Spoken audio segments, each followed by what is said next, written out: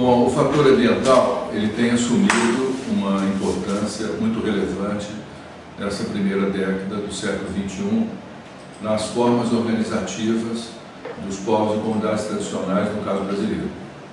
Uma das questões que nós não podemos ignorar, já vinha sendo definido desde o fim do século XX pelo Érico Hobsbawm, é que a noção de movimentos sociais ela pressupunha uma consciência ambiental profunda dos agentes, além de raízes locais também igualmente bem vincadas e critérios de gênero e de outra ordem.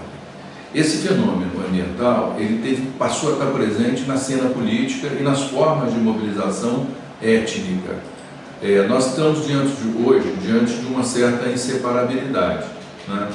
Há uma indissociabilidade entre esses fatores e as mobilizações políticas. E o elemento que se destaca nisso, uma noção que se destaca nisso, que é também um fenômeno recente, é o chamado fenômeno da ambientalização, que vem sendo trabalhado por autores como Zé Sérgio Leite Lopes, por Henri Axelrad, que preconizam uma difusão, né, do fenômeno ambiental dentro da sociedade brasileira e que parece que institui uma área de pseudo-consenso. E é em cima desse consenso que se tem hoje a criação de inúmeros cursos de graduação e de pós-graduação em ecologia, e alguns deles, como é o caso de Paulo Afonso, da UNEB, de ecologia humana, né? Qual será o objetivo? Qual é o objetivo desses cursos? Qual a finalidade deles? Em princípio, tem uma tentativa de distinguir ecologia de biologia. Há um esforço de mostrar que a abordagem ecológica é uma abordagem sistêmica, que adota, digamos assim, recursos plurais e está consoante a diversidade social brasileira, né? Como é que esses fenômenos eles vão aparecer? Como é que esses fenômenos naturais vão ser apreendidos, vão ser definidos? No caso aqui do Vale do Submédio de São Francisco,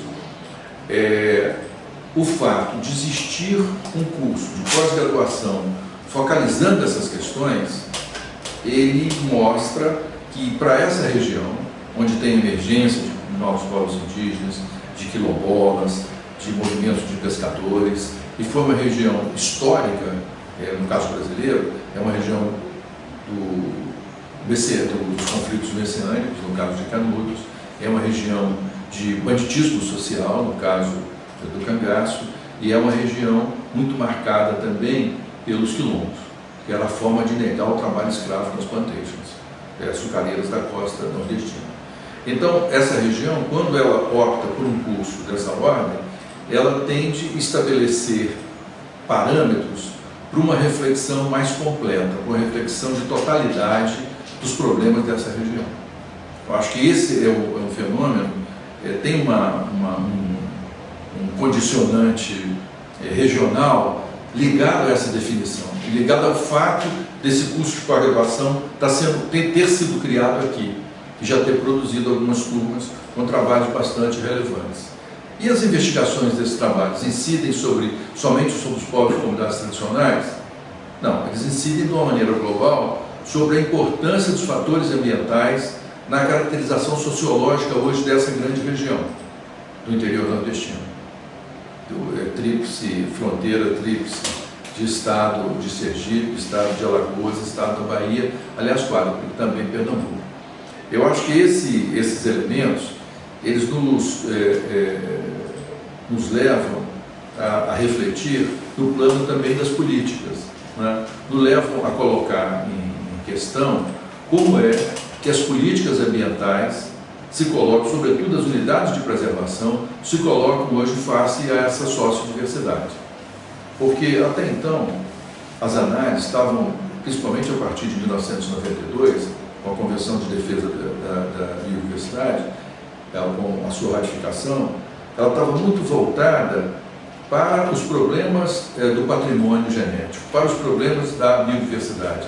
e se levava pouco em conta a sociodiversidade.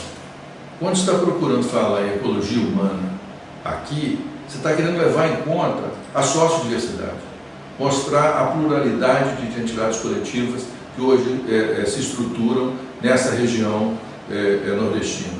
Mostrar também, e sobretudo, o advento dessas novas identidades e as suas implicações sobre formas específicas de utilização dos recursos naturais. Nesse sentido, a classificação de povos e comunidades tradicionais nessa região do São Francisco, ela aponta para uma realidade de toda maneira construída pelos agentes sociais. E uma natureza em que os agentes sociais tiveram um papel fundamental na sua construção. Trata-se de uma natureza construída nesse sentido, de uma paisagem construída. E o curso de Ecologia Humana ele vem atender a essa demanda, que é uma demanda de que instrumentos são mais adequados para se interpretar uma região com a complexidade apresentada pelo advento de novos povos indígenas, quilombolas, pescadores artesanais, pescadores e outras pescadores vazanteiros e outras expressões que hoje, né, estão, por assim dizer, redefinindo sociologicamente essa região. Nessa ordem, essa ecologia anda de braços dados com a sociologia. Ela anda de braços dados com o pensamento sociológico. Ela anda junto com uma série de conceitos, como esse de movimentos sociais, como esse do uso comum dos recursos naturais, como esse que fala das identidades coletivas e que são plurais, né? Que tem agentes sociais que são ao mesmo tempo pescadores, quilombolas, que são ao mesmo tempo ribeirinhos, pescadores e indígenas, e que não estabelecem uma separação muito rígida entre essas várias identidades. E nem as confunde com o papel social, nem confunde essas identidades com o papel social. Essa forma de reconhecimento da sociodiversidade, ela lança um olhar novo, né, sobre o conjunto de recursos naturais da região, que nos ajuda a repensar e redefinir a sua paisagem social. De um pensamento que a gente pudesse discutir como um pensamento dessa relação homens e natureza no Brasil, ou a gente ainda é produto de uma interpretação norte-americana e europeia sobre essa relação entre seres humanos e natureza no Brasil? Eu tomaria muito cuidado em eleger escolas de pensamento para interpretar essas realidades, né? Ou menções a escolas, como, por exemplo, o approach ecológico da Escola de Chicago, de 1926. Eu tomaria muito cuidado de ter isso como uma referência. Eu acho que nós podemos ter uma leitura crítica dessas referências, né? Do mesmo modo que autores exponenciais do pensamento social brasileiro, nós podemos ter uma leitura crítica desses autores. Então, eu acho que um pensamento chamado ecológico nessa região, ele se constrói criticamente contra uma certa mesmice que já estava assentada aqui por lugares comuns do pensamento erudito. Vou tentar exemplificar isso. Na interpretação do advento desses povos indígenas, há autores que têm feito um corte, uma ruptura profunda com certos clássicos da antropologia, apontando para outras possibilidades de análise, recuperando, por sua vez, clássicos outros que às vezes nunca foram aplicados ao caso brasileiro. Me refiro especificamente a João Pacheco, na sua análise sobre os índios do Nordeste, e me refiro à utilização dos textos de Frederic Bastiat no momento que eles foram essenciais para explicar esses povos emergentes, chamados emergentes, né? Eu acho que aí tem-se um contorno. Por outro lado, é necessário também ter uma leitura crítica dos trabalhos dos naturalistas viajantes, que produziram sobre essa região aqui foi uma região visitada no início do século XIX, por Spix, por Marcius, né? Quer dizer, essa missão científica austríaca, ela percorre essa região. E aqui também vários outros que produziram conhecimentos sobre a região do bioma da Caatinga, o Cerrado, quer dizer, produziram conhecimento sobre isso. Essas leituras dos naturalistas viajantes, elas sempre foram leituras que trataram os agentes sociais de uma maneira muito pálida, porque elas deram uma prevalência muito grande ao quadro natural. Essa prevalência, ela se erigiu de tal maneira que ao final do século XIX nós tivemos determinismos do meio, influenciando na produção relativa a essa região. Nós estamos aqui próximo a Jeremoabo, que é uma região que, do período da Guerra de Canudos, Euclides da Cunha procedeu a observações. Euclides da Cunha se deteve, fez entrevistas com prisioneiros da Guerra de Canudos, e produziu os sertões, com uma visão, cujo capítulo é a Terra, que mostra a predominância ou a prevalência do meio sobre o homem, que é o segundo capítulo. Então, até a ordem dos capítulos, ela traduz a hierarquia de uma certa análise.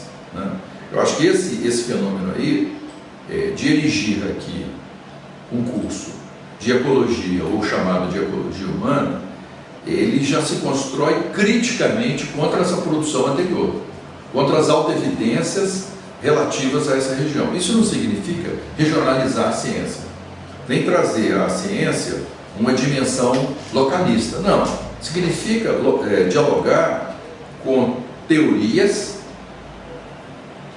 para as quais, como os determinismos do meio, determinismo geográfico, para as quais essa região funcionou como um exemplo significativo.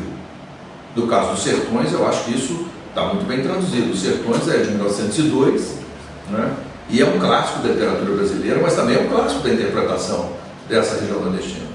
Então, a leitura crítica desses determinismos, a leitura crítica das escolas de pensamento, a leitura crítica dos autores notáveis como Freire, traduz a importância de se constituir um novo campo de reflexão, com novos esquemas interpretativos, que não são tributários daqueles lugares comuns do pensamento erudito, que já se cristalizaram ao se falar de sertanejo, ao se falar de Nordeste e ao se falar de sertão. A leitura crítica, de certa forma, nos liberta. E o domínio da ecologia, ela pode estar nos permitindo a compreensão dessa distância, dessa crítica a essas autoevidências, aproximando essa abordagem, esse approach chamado ecológico, aproximando essa abordagem da sociologia, aproximando essa abordagem do entendimento da sociodiversidade. E com isso evitando interpretações biologizantes, interpretações que os naturalistas de toda forma enfatizaram, e são essas que acabaram definindo essa região e a própria divisão em biomas. Como é que você vê esse momento histórico do Brasil, que é a posição do Marquês de Pombal frente ao que você chamou de uma colonização teológica, que era mediada pelas missões católicas, jesuíticas, Então essa ruptura, você qualifica de alguma sorte ela, ou como é que você está interpretando o lugar do Marquês de Pombal na leitura dos povos indígenas do Brasil? Porque, na verdade, essa segunda metade do século XVIII, ela é importantíssima para nós pensarmos as políticas que começaram a ser definidas para os povos indígenas.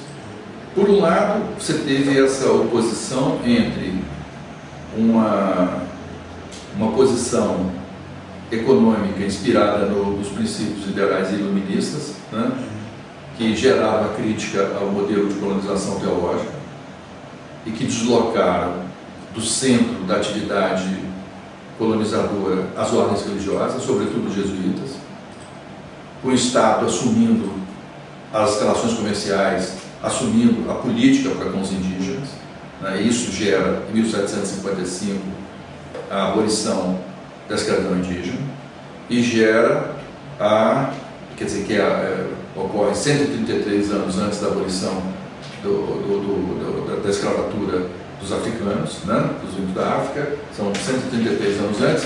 O Pombal inclui isso. Então, para o iluminismo, os indígenas, em oposição à visão teológica, Os indígenas eram considerados como bons, como um exemplo de um bom selvagem, um exemplo de uma natureza, né,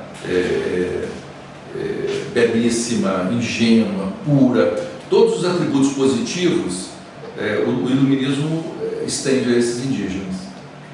Mas ao mesmo tempo que estende, né, ao final já desse século, vai ser marcado também por uma visão evolucionista, que passa a considerá-los atrasados. Eles passam de bons a atrasados.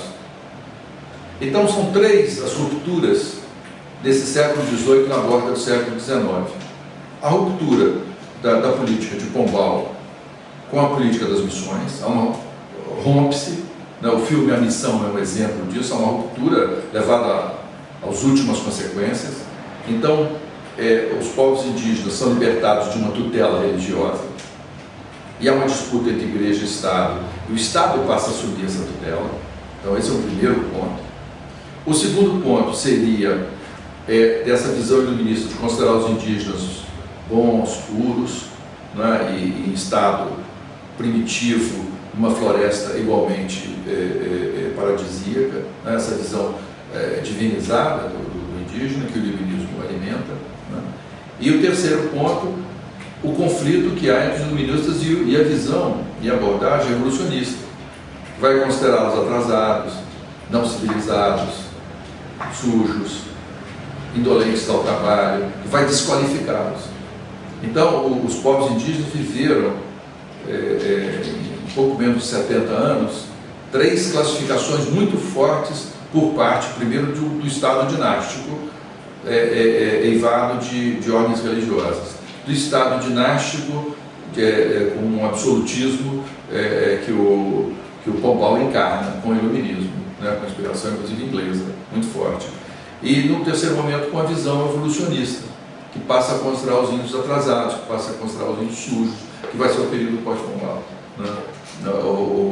Os índios como, digamos assim, o primitivo não é belo, o primitivo é atraso, o primitivo é uma coisa do passado que tem que ser superado, é um estágio do qual tem que se sair, e o sair é levar eles à ideia de civilização. Então isso muda, isso vai marcar o pensamento brasileiro até os princípios rondonistas, que são sempre princípios de levar a civilização lá, né, e que vão marcar também o início do século XX.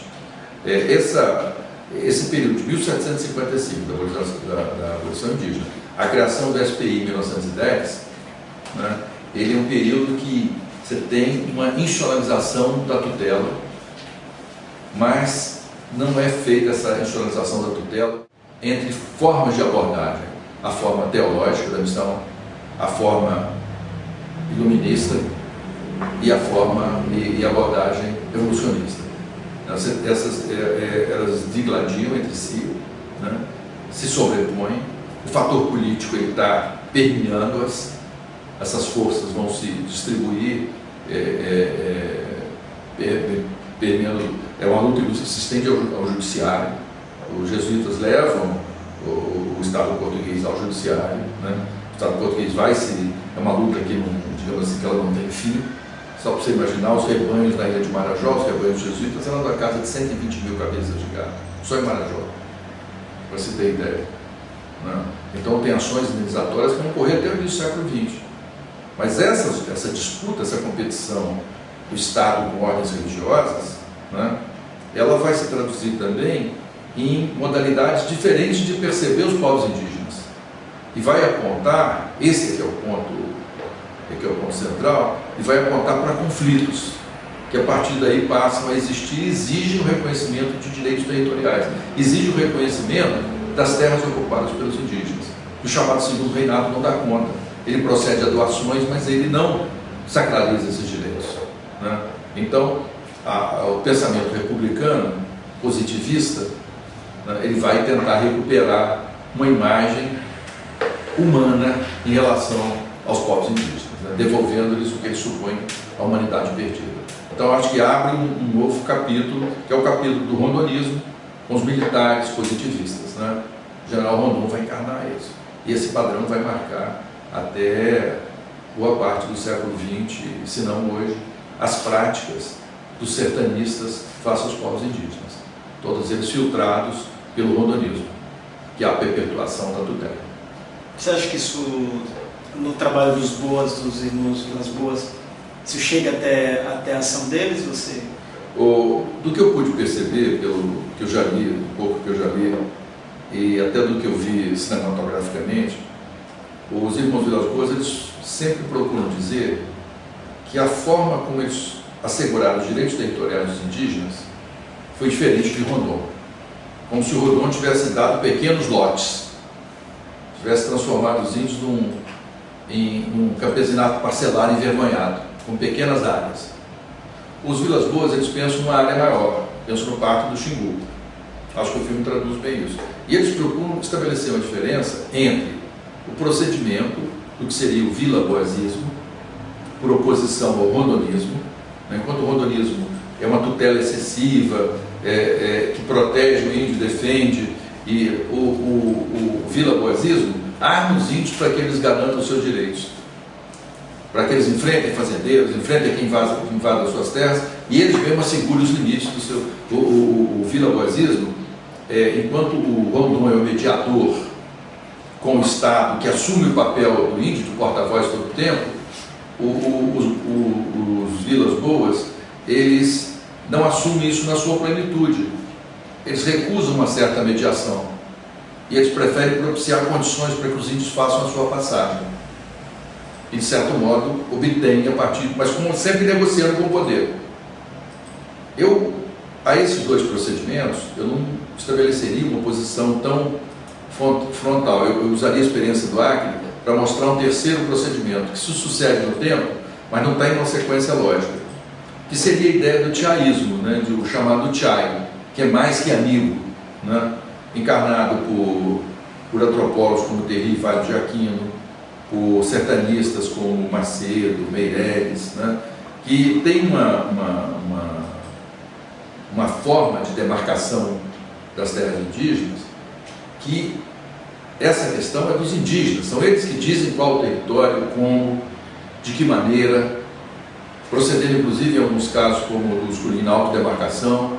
Então o tchaísmo já é a renúncia à mediação, não considerar a mediação como necessária. Uma renúncia a uma tutela, deixando os próprios indígenas estabelecer suas relações políticas e não se colocando necessariamente entre eles os poderes de Estado. E esse trabalho garantiu até agora 15% da superfície do Acre, que é um dos estados que tem onde os povos indígenas têm a maior expressão. E é o estado que tem o maior número de povos indígenas isolados hoje no país, junto com o Amazonas e com o Rondônia. Eu acho que, sobre esse aspecto, esses procedimentos, né, a partir das políticas pombalinas de Detório, de 1758, elas abriram outras possibilidades na sociedade brasileira. E nesse século XX, nós tivemos pelo menos 3 vertentes, que é o rondonismo, o vilaboasismo e o tchaísmo, né, que encarnam 3 procedimentos de assegurar direitos territoriais, 3 formas diferentes, 3 tipos de ação diferenciadas, mas que têm como objetivo assegurar direitos territoriais aos indígenas. Eu acho que essa é uma região que tem uma demanda muito forte. É uma região, talvez, do Brasil de maior concentração de barragens, de grandes barragens e de usinas hidrelétricas. Agora já se fala em usinas nucleares.